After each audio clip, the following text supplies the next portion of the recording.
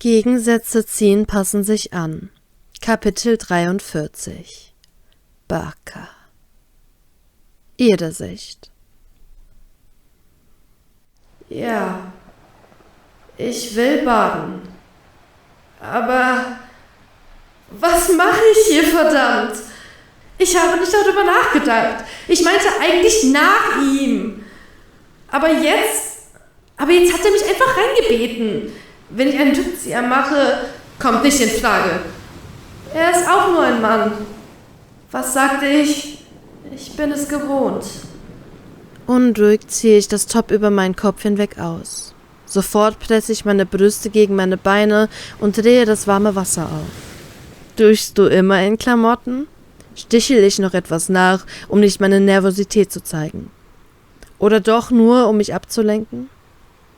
Immer wenn ich mit ihm alleine bin, laber ich irgendeine Scheiße oder beleidige ihn.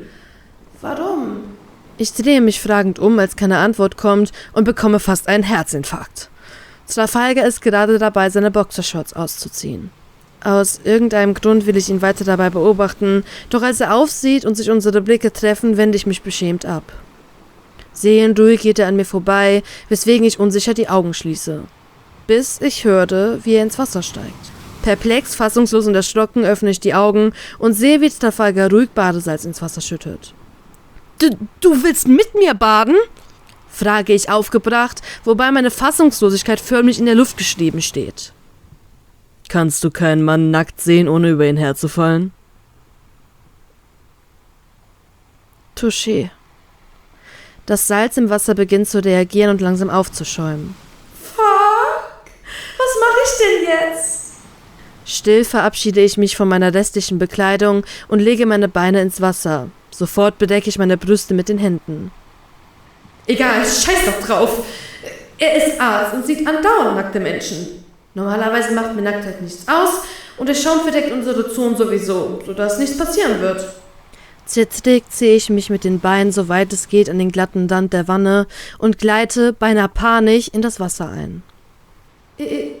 Ich sitze neben dem nackten Kapitän. Und ich bin auch nackt. Ich lege meine Hände, als könnte ich mich so beruhigen, an meine glühenden Wangen und schüttle meinen Kopf. Wolltest du es? Unterbricht er plötzlich meine Gedanken. Sofort weiß ich, was gemeint ist und meine Laune verschlechtert sich schlagartig. Ich kann ihm nur sagen, was ich meinen Brüdern gesagt habe. Ja, aber jetzt widere ich mich an. Beginne ich leise und sehe, wie er mich betroffen und mitfühlend von der Seite aus ansieht. Es ist, als würde ich ihn noch überall auf mir spüren, erkläre ich angeekelt, mehr zu mir selbst und lege schützend meine Hände auf meine Brust. Ich spüre seinen Blick auf mir, weswegen ich mich wieder an ihn wende. Ich habe immer noch seinen Geschmack auf der Zunge und er will nicht weggehen. Beende ich verzweifelt meine Antwort und lege angeekelt eine Hand an meine Lippen. Plötzlich nimmt er mein Kinn zwischen seine Finger und drückt vorsichtig, aber bestimmt seine Lippen auf meine. Aus Reflex kneife ich die Augen zusammen. Seine Lippen sind weicher, angenehmer und schmecken besser, als ich dachte.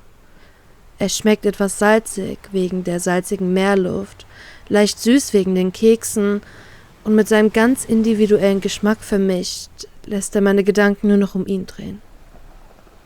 Ich will den Moment anhalten, für immer diesen Moment genießen. Mein Herz springt mit aller Kraft gegen meinen Brustkorb und ich kann nicht sagen, wo oben und unten ist. Als wäre ich in meiner eigenen Welt. Mit ihm.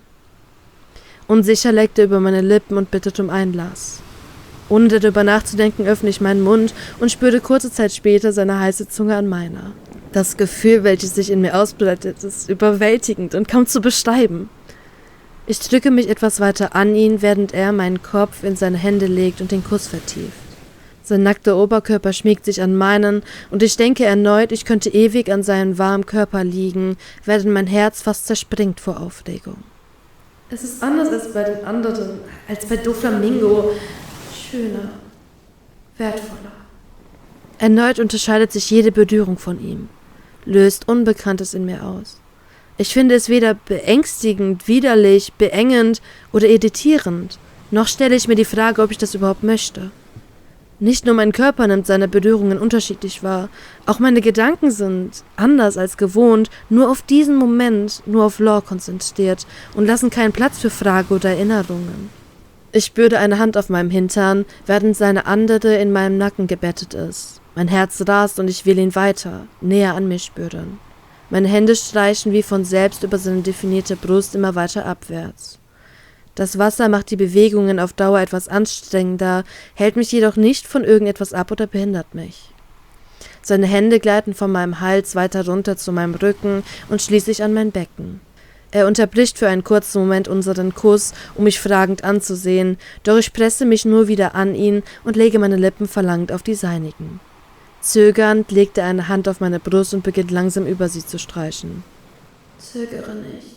Ich will, denke ich, benebelt vor Erregung. Es ist anders als mit ihm. Nicht nur mein Kopf, sondern jede Zelle in meinem Körper schreit nach Law. Mein Körper scheint für Law gemacht zu sein. Ist allein eine seiner Berührungen 1000-mal erregender als alle von Flamingo zusammen. Ich habe das Gefühl, bereits jetzt meinen Verstand zu verlieren und dem Verlangen nicht mehr entgegenhalten zu können. Er drückt leicht meine Brust, weswegen ich erschrocken gegen seine Lippen keuche und den Kuss für eine Sekunde unterbreche. Wieso sind diese, im Vergleich zu den anderen, unschuldigen Berührungen so erregend? Ich sehe mit glühenden Wangen zu ihm auf. In seinen Augen erkenne ich Verlangen. Wenn ich ihn jetzt nicht unterbreche, kann sich vermutlich keiner von uns mehr zurückhalten. Er starrt auf meine Lippen und es scheint so, als wolle er seine eigene Selbstbeherrschung prüfen, als würde er versuchen zu widerstehen. Sein Daumen gleitet bei seiner Brustmassage versehentlich über meinen Nippel, weswegen ich kurz zusammenzucke und ich nur noch im letzten Moment mein Stöhnen unterdrücken kann. Seine Mimik durchzuckt etwas, das ich nur im Augenwinkel wahrnehmen konnte, bevor er seine andere Hand ebenfalls auf meine Brust legt und beginnt mit seinen Daumen meine Brustwarze in jede erdenkliche Richtung zu bewegen. Ich kneife meine Augen zusammen, beginne schwerer zu atmen und presse aus Reflex meine Beine aneinander. Atemlos sehe ich ein weiteres Mal zu ihm auf. Was macht er anders? Allein diese Berührungen machen mich unglaublich. In meiner südlichsten Zone beginnt es zu pochen, während Trafalgar mein Gesicht genauestens studiert und durch meinen Anblick ebenfalls immer erregter wird, was ich bemerke, als ich sein Geschlecht an meiner nicht von der Stelle bewegten Hand spürte. Ich fasse, gesteuert von meinen Trieben, an sein bestes Stück und beginne, meine Hand auf und ab zu bewegen. Er stoppt in seiner Bewegung und zuckt ebenfalls erschrocken zusammen. Sein Gesicht nimmt langsam den gleichen Dotton an wie meines. Ich sehe in seinen Augen, wie er seine restliche Beherrschung und Zurückhaltung ablegt, bevor er mich an der Hüfte packt und auf seinen Schoß zieht. Während er über meinen Körper küsst, wandert seine Hand weiter südlich, bis er zaghaft 2 Finger auf meine Perle legt. Ich zucke stark zusammen, weswegen ich die Eichel zwischen meinen Fingern fester zusammendrücke und er erregt seinen Kopf auf meiner Brust ablegt und erregt ausatmet. Er mag es also gröber. Stelle ich freudig fest, dass ich jetzt eine Sache kenne, die ihn aufgeilt, die ihm gefällt. Gerade als er sich wieder gefasst hat und seinen Kopf zurücknimmt, um mich anzusehen, verstärke ich erneut den Druck auf seine Eichel. Er kneift angestrengt ein Auge zu und sieht mich schwer atmend an. Sein erregter Ausdruck gefällt mir und macht mich noch ungehaltener. Ich grinse zufrieden über seinen Anblick. Ein Fehler. Eine Wutader erscheint in seinem geröteten Gesicht und binnen Sekunden hat er mich gepackt und sein Geschlecht an meiner Öffnung fixiert. Er grinst schief. Ich bin Grobheiten gewohnt, denke ich noch, bevor ich sein pochendes Glied aus seiner Hand nehme und meine Hüften in einer fließenden Bewegung auf dieses gleiten lasse. Ich spüre ihn in mir und unterdrücke angestrengt ein Stöhnen. Zu meiner Genugtuung konnte er seines nicht zurückhalten. Er zieht meinen Körper an sich und vergräbt sein Gesicht keuchend in meine Halsbeuge. Sein heißer Atem jagt mir sofort einen Schauer über den Rücken. Ein dunkles Knurren erklingt aus seiner Kehle, doch ich lasse ihm keine Zeit, sich zu rächen. Ich bewege mich leicht, doch sofort stöhnt er auf und hält mich angestrengt auf der Stelle. Warte, du bist eng, stöhnt er mir angestrengt entgegen. Ich beginne nur diabolisch zu grinsen. Ich nehme sein Gesicht in meine Hände und küsse ihn. Durch die Ablenkung ist er nicht mehr in der Lage, meine Hüfte ruhig zu halten und stöhnt daher immer wieder dunkel gegen meine Lippen. Nach einer kurzen Zeit beginnt sein Körper automatisch gegenzuhalten, wodurch er tiefer in mich eindringt und ich, wie er, nicht mehr in der Lage bin, meine Lautstärke zu zügeln. Ohne es bemerkt zu haben, hat er seine Hand von meiner Hüfte gelöst und auf meine Oberschenkel gelegt. Er beginnt mit dem Daumen der rechten Hand, meine Perle zu stimulieren, während sich seine andere meine Brüste vornimmt. Seine Zunge ist mit der meinen beschäftigt. Er wird schneller und ich spüre, wie ich zu meinem Höhepunkt getrieben werde. Eine Hand verankere ich in seinen nassen Haaren und die andere kratzt über seinen Rücken, als ich endlich komme. Ich bin froh, nicht hingehalten zu werden. Mein Orgasmus fühlt sich an, als würde ich jederzeit zerspringen können, so intensiv und plötzlich, kein Vergleich zu jeglichen anderen Erfahrungen. Durch den Schmerz meiner Fingernägel und meinem unkontrollierten Zucken und Stöhnen kommt auch er wie eine Explosion in mir.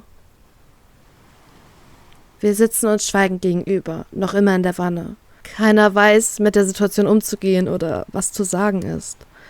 Ich versuche etwas in seiner Mimik zu lesen, aber er lässt es nicht zu. Ist das Gefühl weg? Fragte mich ruhig, weswegen ich niedergeschlagen und fassungslos den Kopf abwende, während in mir tatsächlich etwas zerspringt. Mein Herz. Autsch. Von den Glücksgefühlen und dem schönsten Moment in meinem Leben stürze ich hinab in eine dunkle, kalte und ausweglose Schlucht der Einsamkeit und Schmerzen. Ja, danke. Er hat deswegen mit mir geschlafen? Was ist der denn für einer? Wie kann er nach einem so intimen Moment so herzlos und so ein Arsch sein? Wieso habe ich mir überhaupt mehr davon erhofft? Er ist ein Arsch, das alles fickt, was nicht sofort Nein sagen kann. Ich bin so blöd. Meine Brust schmerzt. Mein Herz. Wieso haben sich meine Gefühle auf ihn eingelassen? Ich wusste doch schon immer, wie er ist und habe mir sogar mehrfach vor Augen gehalten, dass ich seine liebe Seite nicht als Standard ansehen darf. Ich dachte, du fällst nicht über jede nackte Frau her. Lockere ich die Stimmung, wobei ich spiele, dass er mir nichts bedeuten würde. Oder besser gesagt, dass mir die ganze Situation nichts ausmachen würde. Ich lache gekünstelt auf und bin froh, dass er in dem Moment nicht zu mir geblickt hat. Es ist die reinste Quälerei gewesen. Das konnte ich mal besser. Das habe ich nie behauptet. Grinst er schief. Touché. Lache ich mit Tränen in den Augen, während mein Herz qualvoll auf sich aufmerksam macht. Meint er das ernst? Aber was kann ich von Männern schon erwarten? Provoziere ich und lege gelassen meine Arme über den Rand der Badewanne, wobei meine Brust etwas sichtbarer wird. Jetzt ist es egal. Das Gefühl in mir hat er gerade mit einem einzigen Satz zerstört. Ich versuche angestrengt, nicht auf seinen Körper zu achten. Klappt nicht. Gefällt dir, was du siehst? Fragt er mich, von sich überzeugt. Ich lächle ihn warm an, versuche nicht traurig dreinzuschauen und überspiele den erneuten Stich ins Herz. Ich bewundere nur deine Tattoos, erkläre ich ihm gespielt munter. Aus Reflex besieht er sich seine Tattoos, bevor er mit einem undefinierbaren Blick zu mir sieht. Wieso ist er so? Habe ich etwas falsch aufgefasst? Ein Missverständnis? Ich wollte auch welche. Ich denke, dass ich mir eins auf der nächsten Insel stechen lasse. Was meinst du? In seinen Augen blitzt kurz Wut oder etwas Ähnliches Negatives auf. Das ist deine Sache. Lass dir doch einen Pinguin stechen, meint er designiert. Ich richte für einen Moment meinen Blick an die Decke, um den Schmerz über seine Worte mit Überlegung zu überspielen. Gute Idee, strahle ich ihn an, als mir tatsächlich etwas Nettes zu seiner Bemerkung einfällt. Vielleicht war seine erste Bemerkung auch nur anders zu verstehen? Ich lasse mir ein Tattoo stechen, was meine Familie widerspiegelt. Denke ich verträumt und starre einen Moment auf die winzigen Wellenbewegungen, die unsere Bewegungen auslösen. Er wendet gereizt seinen Blick ab. Mit deinen ganzen Namen geht es wahrscheinlich eh nicht. Das Stechen in der Brust, meine brennenden Augen und den schmerzenden Hals ignorierend, mache ich gute Miene zum bösen Spiel.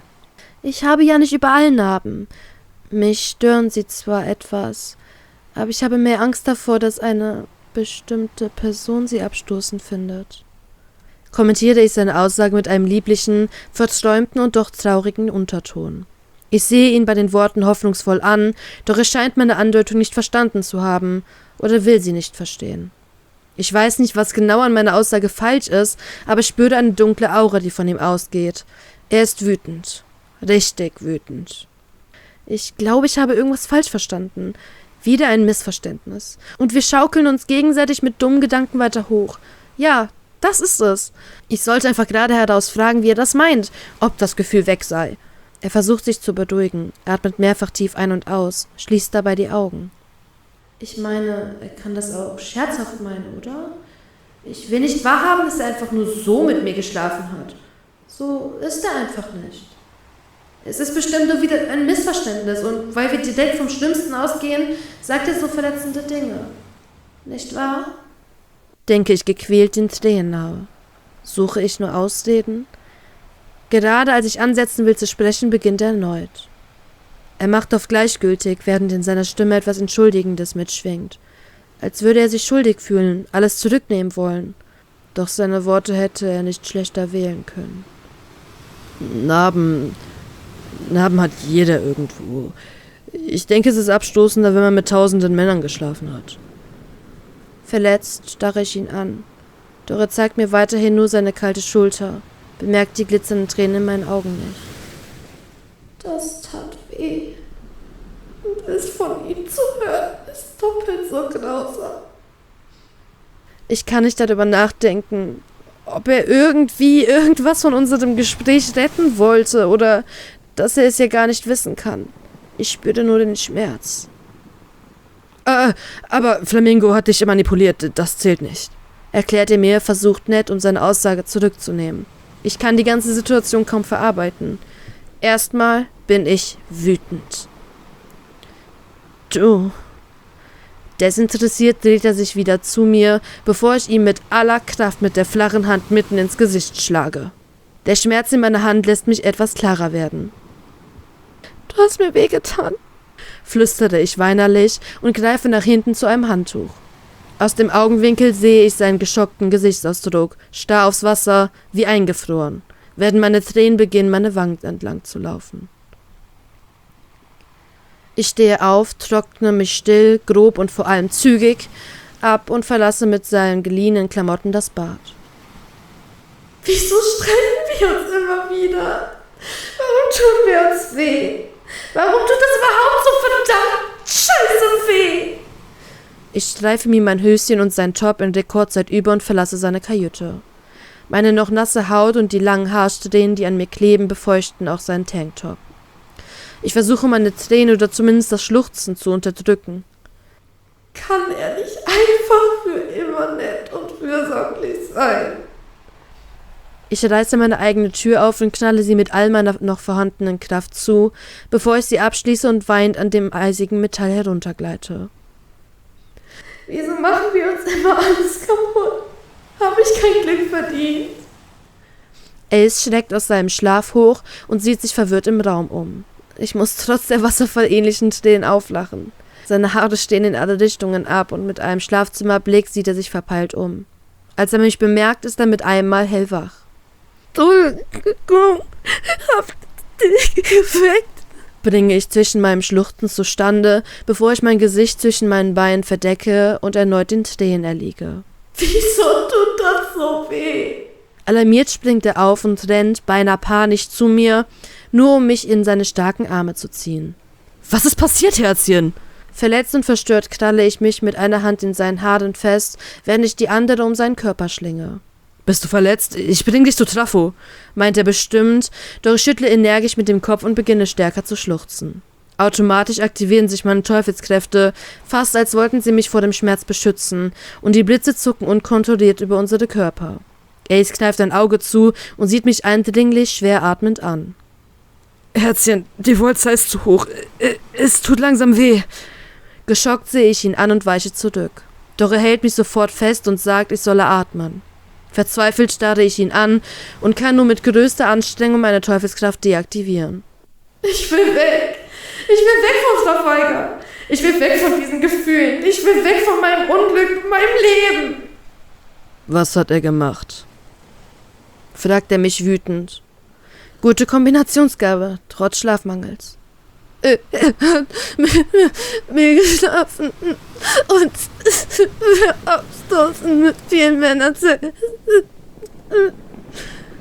Erneut bricht meine Stimme, bevor ich vor Schmerz und Trauer einfach anfange, gequält aufzustehen und mich weinend an seinen Körper zu pressen. Er sieht mich hilflos, dann wütend an, bevor er entschlossen unter meine Beine greift und mich im Brautstil hochhebt. Ace öffnet die Tür und geht zielstrebig zu Sashis Kajüte, während ich mich weinend an seine Brust klammere, nicht unter Kontrolle habend, wie laut ich weine. Es tut weh. Mein Hals brennt bereits, meine Atmung ist schnappend, meine Beine weich, meine Hände zittrig, meine Sicht ist verschwommen und meine Augen sind vermutlich gerötet. Doch der Schmerz in meiner Brust bringt mich um den Verstand. Mit dem Fuß zieht Ace die Klinke runter, bevor er kräftig gegen die Tür tritt. Auch das Trio schreckt verpeilt aus dem Schlaf auf. Und genauso wie Ace sind sie schnell wach, als sie mein Schluchzen realisieren. Emoto, Süße? Kleines? Fragen sie alarmiert und versammeln sich sofort um mich, als Ace sich mit mir auf das Bett von Sashi setzt. Ace, was ist passiert? Fragt Sashi mit drohendem Unterton und nicht überhörbarer Sorge. Panisch sehe ich zu Ace auf, der sofort versteht. Sie sollen noch nicht wissen, was die Piraten mit mir gemacht haben. Ich habe es nur Ace erzählt. Ich werde es ihnen erzählen, wenn ich bereit bin. Trafalgar hat sie mit seiner überaus charmanten Art betört, erklärte ihn aufgebracht, seine Stimme förmlich triefend vor Sarkasmus und Verachtung. Wie bitte? Fragt Penguin empört nach. Law hat sie zum Weinen gebracht? Fragt Beppo überrascht und verständnislos nach. Es entsteht ein lautes Gespräch, welches ich sofort ausblende. Ich will hier weg. Ich will runterkommen. Ich will Law erstmal nicht sehen. Selbst wenn er es nicht weiß, sind das seine wahren Gedanken darüber und das schmerzt. Sehr. Ich beruhige meine Atmung und langsam bekomme ich meine Gefühle unter Kontrolle. Herz.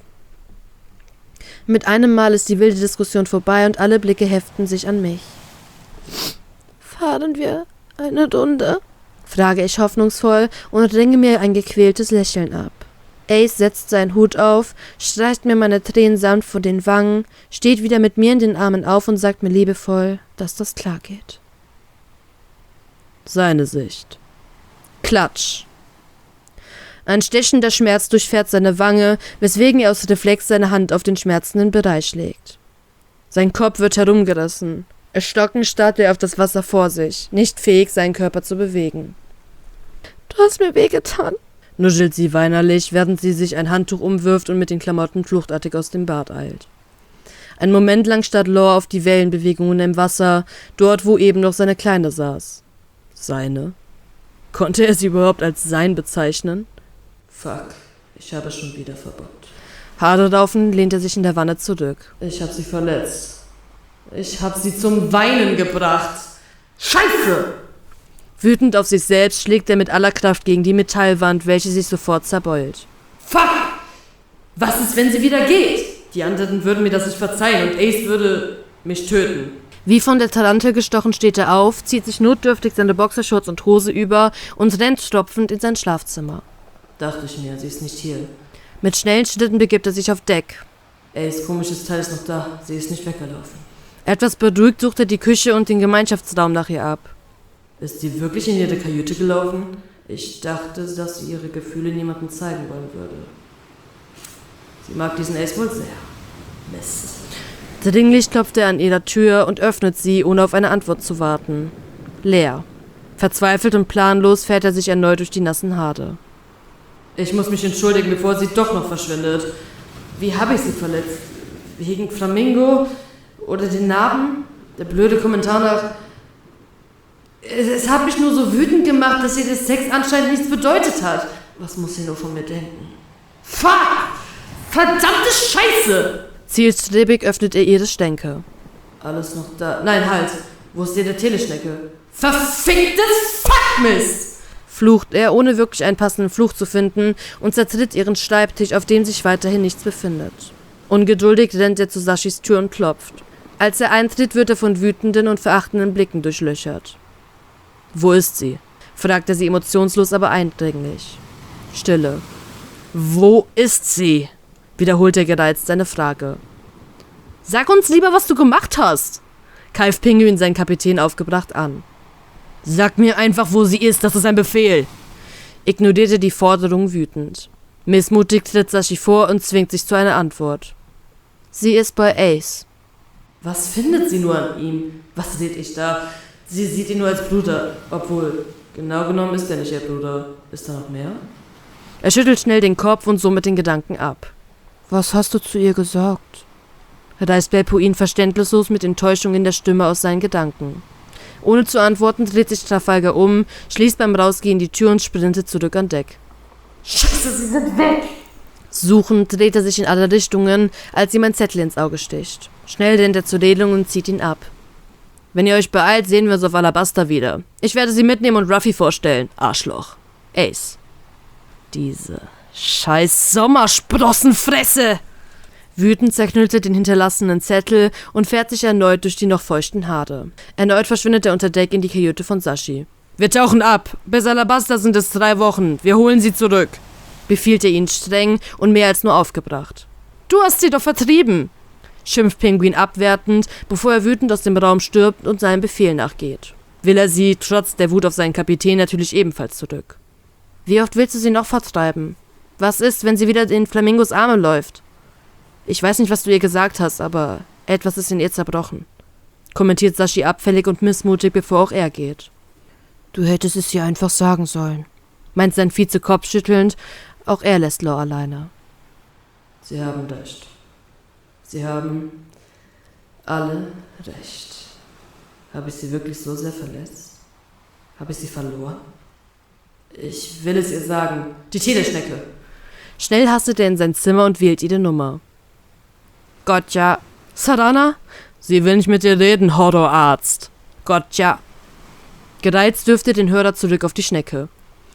Dieses scheiß Streichholz! Fuck! Was mache ich denn jetzt? Wenn Ace ihre Schnecke hat, kann ich nie mit ihr reden und mich entschuldigen. Geschweige denn sagen, was ich für sie empfinde.